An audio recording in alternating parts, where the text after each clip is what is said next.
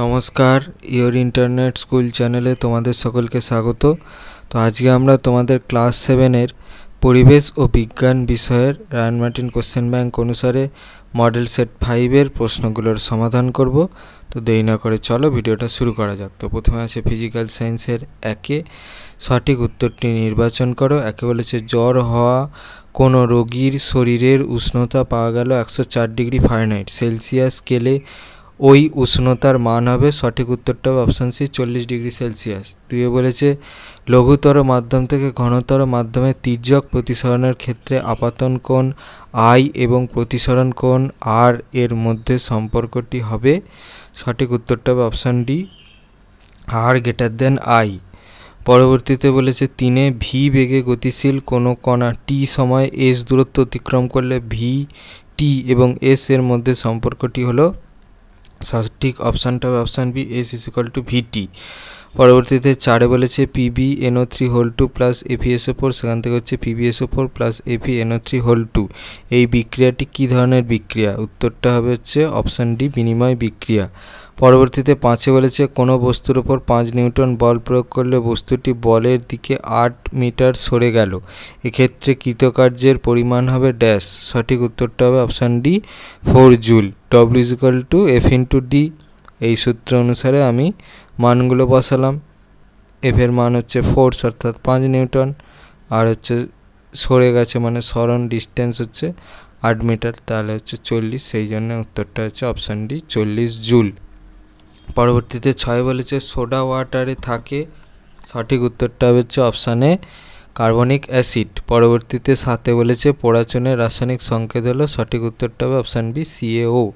পরবর্তীতে 8-এ বলেছে পলিথিনের সংকেত হলো, সঠিক উত্তরটা হবে অপশান বি C2H4N। পরবর্তীতে 9-এ বলেছে প্রদত্ত কোন পলিমারটি বায়োডিগ্রেডেবল, সঠিক উত্তরটা হবে অপশান সি মাংসপেশির প্রোটিন। পরবর্তীতে 10-এ বলেছে একটি মৌলের পরমাণু ক্রমাঙ্ক 11 ও ভর সংখ্যা 23, এই মৌলের কেন্দ্রে প্রোটন সংখ্যা হলো, সঠিক উত্তরটা হবে অপশানে 11। পরবর্তীতে 2-এ বলেছে শূন্যস্থান পূরণ করো। 1-এরটা বলেছে 0 degree Celsius is equal to dash degree Fahrenheit. উত্তর ওই প্রশ্নটার জন্য এই প্রশ্নটার উত্তরটা লিখলে হবে, উত্তরটা হচ্ছে 32 ডিগ্রি ফারেনহাইট। পরবর্তীতে 2-এ বলেছে জল ও বায়ুর মধ্যে লঘুতর মাধ্যম হলো, সঠিক উত্তরটা হচ্ছে বায়ু। পরবর্তীতে 3-এ বলেছে কোনো বস্তুর প্রথম ও শেষ অবস্থান এক হলে ড্যাশ শূন্য হয়, উত্তরটা হচ্ছে সরণ। পরবর্তীতে 4-এ বলেছে সীসার ল্যাটিন নাম ড্যাশ, উত্তরটা হচ্ছে প্লাম্বাম। উত্তরটা হচ্ছে প্লাম্বাম। পরবর্তীতে 5-এ বলেছে পাকস্থলীর রসের pH প্রায় 1, তাই বলা যায় সেটি যথেষ্ট ড্যাশ প্রকৃতির, উত্তরটা হচ্ছে আম্লিক। পরবর্তীতে 6-এ বলেছে মন্দনকে ড্যাশ ত্বরণ বলা হয়, উত্তরটা হচ্ছে ধনাত্মক। পরবর্তীতে 3-এ বলেছে বাম স্তম্ভ ডান স্তম্ভ মিলিয়ে লেখো। বাম স্তম্ভে 1-এ বলেছে নির্দিষ্ট গণনাঙ্ক নেই। 2-এ বলেছে আলো গমন করে। 3-এ বলেছে একটি ক্ষারের উদাহরণ। 4-এ বলেছে DDT ও PVC। 5-এ বলেছে ইলন। ডান স্তম্ভে এতে বলেছে NaOH, বিতে বলেছে জৈব অভঙ্গুর দূষক, সিতে বলেছে কৃত্রিম পলিমার, ডিতে বলেছে সরলরেখায়, ইতে বলেছে মোমের। তাহলে 1-এরটা ই, 2-এরটা ডি, 3-এরটা এ, 4-এরটা বি, 5-এরটা সি হবে। পরবর্তীতে 4-এ বলেছে প্রদত্ত বিক্রিয়াগুলিকে সমতা বিধান করো। 1-এ বলেছে N2 + H2, সেখান থেকে হচ্ছে NH3 গ্যাস, আর 2-এ বলেছে Fe2O3 + C, সেখান থেকে হচ্ছে Fe + CO, দুটোই দেখাচ্ছি। প্রথমটার সমতা বিধানটা দেখে নাও, দ্বিতীয়টার সমতা বিধানটা দেখে নাও। পরবর্তীতে 5-এ বলেছে নিম্নলিখিত প্রশ্নগুলির উত্তর দাও যে কোনো 4টি। 1-এ বলেছে সিনেমার পর্দা সাদা ও অমসৃণ করা হয় কেন? একটি আলোকরশ্মি দর্পণের সঙ্গে 40 ডিগ্রি কোণ করে আপতিত হলে আপতন কোণ ও প্রতিফলন কোণ কত হবে? প্রথম ভাগের প্রশ্নের উত্তরটা দেখো, এই প্রশ্নটা দ্বিতীয় প্রশ্নের উত্তরটা লিখতে হবে এখান থেকে এই পর্যন্ত। দ্বিতীয় ভাগের প্রশ্নটার জন্য এই অঙ্কটা থেকে করতে হবে, ঠিক আছে। আপাতন কোণ হবে হচ্ছে 50 ডিগ্রি আর প্রতিফলন কোণ হবে হচ্ছে 50 ডিগ্রি। 2-এ বলেছে কোন উষ্ণতায় সেলসিয়াস ও ফারেনহাইট স্কেলের পার্ট সমান হবে? 1 ডিগ্রি সেলসিয়াস ও 1 ডিগ্রি ফারেনহাইট এর মধ্যে কোনটি বড়? প্রথম প্রশ্নটার জন্য আমরা কি জানি সূত্র C/5 = F - 32/9। এবার দেখো আমাদের এখানে প্রশ্নে বলেছে যে কোন উষ্ণতায় সেলসিয়াস ও ফারেনহাইট স্কেলের পার্ট সমান, ঠিক আছে। তার মানে সি আর এফ হচ্ছে সমান, ঠিক আছে। আর এটাকে আমরা এক্স ধরে নেব। এইটা মানে কি, সি এর মানও এক্স আর এফ এর মানও এক্স, ঠিক আছে। আর আমাদের এক্সটাই বার করতে হবে।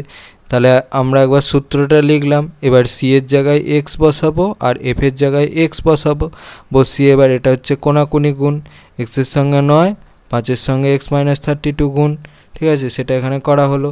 তারপর দেখো কি হয়েছে, 9x = 5x - 160। 160 কী করে হয়, 32 × 5 করলে 160 হয়। তাহলে সেখান থেকে কী পাচ্ছি, এবার এক্স জাতীয় রাশিগুলোকে একদিকে এনেছি। 9x - 5x = -160। তাহলে সেখান থেকে পাচ্ছি হচ্ছে 4x = -160। এবার হচ্ছে 4টাকে 160-এর তলায় পাঠাবো, তলায় পাঠিয়ে সিম্পল কাটাকুটি করব, কাটাকুটি করলে পাবো হচ্ছে 40। তাহলে x = কি পেলাম, -40 ডিগ্রি। তাহলে -40 ডিগ্রি সেলসিয়াস উষ্ণতায় সেলসিয়াস ও ফারেনহাইট স্কেলের পার্ট সমান হবে। বোঝা গেল, এইটা হচ্ছে অঙ্কটা। আর তার পরবর্তী প্রশ্নের উত্তরটা দেখো কি হবে, 1 ডিগ্রি সেলসিয়াস 1.8 ডিগ্রি ফারেনহাইটের সমান। তাই 1 ডিগ্রি সেলসিয়াস বড়, কারণ 1 ডিগ্রি সেলসিয়াসের তাপমাত্রা পরিবর্তন 1.8 ডিগ্রি ফারেনহাইটের তাপমাত্রা পরিবর্তনের চেয়ে বেশি। পরবর্তীতে 3-এ বলেছে শক্তি কাকে বলে, সিজিএস পদ্ধতি ও এসআইতে এর একক দুটি লেখো, কার্যের পরিমাপ নির্ণায়ক সম্পর্কটি লেখো। কাকে বলে তার উত্তরটা দেখে নাও। এই প্রশ্নের উত্তরটা লিখতে হবে এখান থেকে এই পর্যন্ত। সিজিএস ও এসআই এককগুলো দেখে নাও, এখান থেকে পেয়ে যাবে। যে পরিমাপ নির্ণায়ক সম্পর্কটা হচ্ছে এইটা, কার্য = বল ইন্টু সরণ।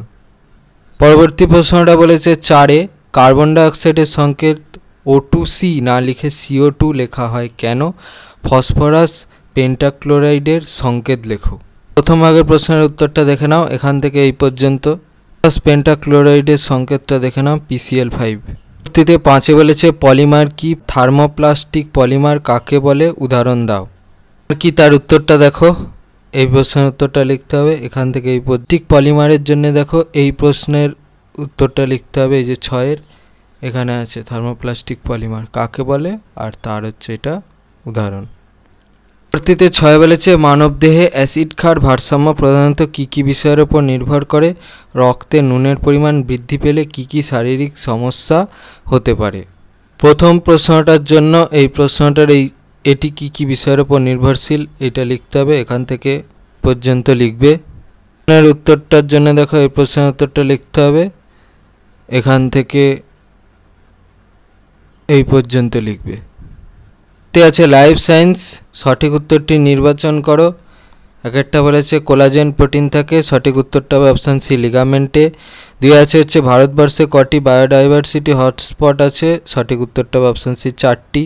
3-এ বলেছে গ্যালাপাগোস দ্বীপপুঞ্জের বিখ্যাত প্রাণীটি হলো, সঠিক উত্তরটা হবে অপশান বি কচ্ছপ। 4-এ বলেছে শব্দের প্রাবল্য কমাতে সাহায্য করে এমন গাছ হলো, সঠিক উত্তরটা হবে অপশান সি ছাতিম। 5-এ বলেছে একটি পরিণত ম্যানগ্রোভ উদ্ভিদ বছরে প্রতি 1 হেক্টর জমিতে সোডিয়াম সরবরাহ করে, সঠিক উত্তরটা হবে অপশান ডি 32 গ্রাম। পরবর্তীতে 6 বলেছে শ্বেতসার হজম হওয়ার পর যা উৎপন্ন হয় তা হলো, সঠিক উত্তরটা হবে অপশান সি গ্লুকোজ।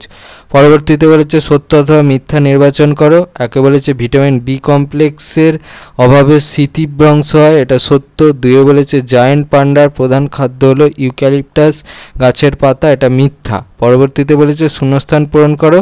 একে বলেছে প্রতি লিটার পানীয় জলে আর্সেনিকের সর্বোচ্চ মাত্রা হলো ড্যাশ, উত্তরটা হচ্ছে 0.0 মিলিগ্রাম। পরবর্তীতে বলেছে 2-এ প্রসাধনী সামগ্রী, সুতিবস্ত্র ইত্যাদি রং করতে যে রাসায়নিক যৌগ ব্যবহার করা হয় সেটি হলো ড্যাশ। উত্তরটা হচ্ছে সংশ্লেষিত জৈব রঞ্জক। পরবর্তীতে বলেছে 3-এ দই তৈরি করতে ড্যাশ নামক ব্যাকটেরিয়া প্রয়োজন হয়, উত্তরটা হচ্ছে ল্যাক্টোব্যাসিলাস। বলেছে এক কথায় উত্তর দাও। একে বলেছে শরীরের কোনো কাটা জায়গা দিয়ে রক্ত জমাট বাঁধতে সাহায্য করে কোন খনিজ মৌল, উত্তরটা হচ্ছে ক্যালসিয়াম। পরবর্তীতে বলেছে 2-এ বয়স ও উচ্চতার তুলনায় একজন ব্যক্তির যে ওজন হওয়া উচিত তার থেকে শতকরা কত বেশি হলে সেই ব্যক্তিকে স্থূল বলে ধরা হবে, উত্তরটা হচ্ছে তার থেকে 20% বেশি হলে যে ওই ব্যক্তিকে স্থূল বা মোটা বলে ধরা হয়।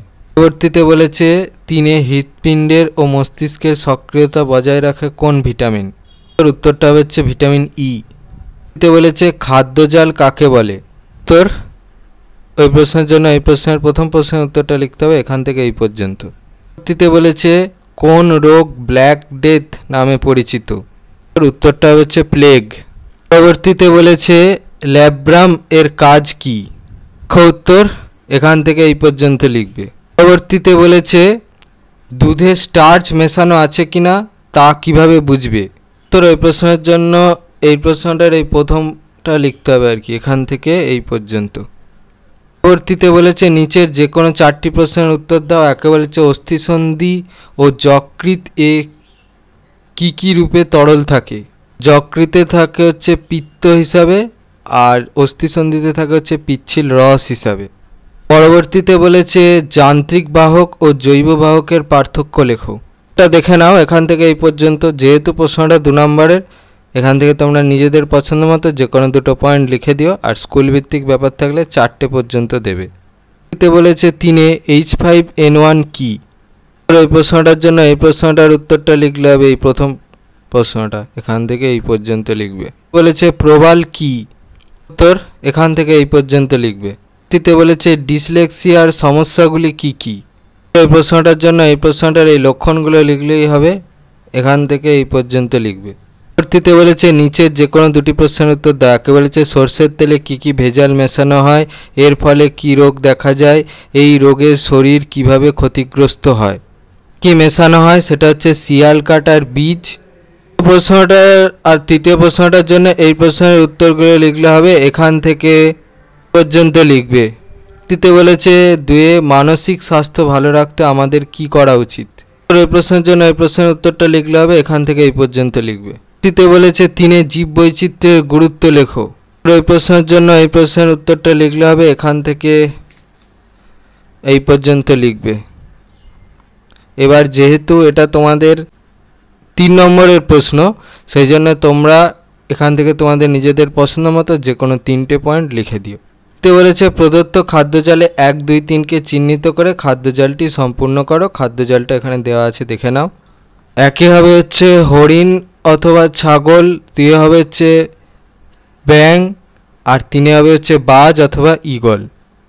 তোমাদের ক্লাস 7-এর পরিবেশ ও বিজ্ঞান বিষয়ে রায়ান মার্টিন কোশ্চেন ব্যাংক অনুসারে মডেল সেট 7-এর প্রশ্নগুলোর সমাধান। তো তোমাদের যদি এই ভিডিওটা ভালো লেগে থাকে তাহলে ভিডিওটাকে অবশ্যই লাইক করে দাও এবং আমাদের চ্যানেলটাকে অবশ্যই সাবস্ক্রাইব করে দাও। এই ধরনের ভিডিও নোটিফিকেশান জলদি পেতে হলে আমাদের চ্যানেলটাকে সাবস্ক্রাইব করার পাশাপাশি পাশে থাকা বেল আইকনে গিয়ে অবশ্যই ক্লিক করে দাও, যাতে করে ভিডিও আপলোড হওয়ার সাথে সাথেই তোমরা তার নোটিফিকেশান পেয়ে যাও। আর দেখবে এই ভিডিও ডিসক্রিপশানে আমাদের টেলিগ্রাম এবং হোয়াটসঅ্যাপ গ্রুপের লিঙ্ক দেওয়া আছে, সেখানে তোমরা জলদি জয়েন হয়ে যাও, যাতে করে সাজেশানের পিডিএফগুলো তোমরা ফ্রিতে এবং জলদি কালেকশান করে নিতে পারো। আর হ্যাঁ, ভিডিওটা ভালো লাগলে ভিডিওটাকে অবশ্যই হাইপ করো। তো আজকের মতো ভিডিওটা এই পর্যন্তই, দেখা হচ্ছে পরবর্তী ভিডিওতে।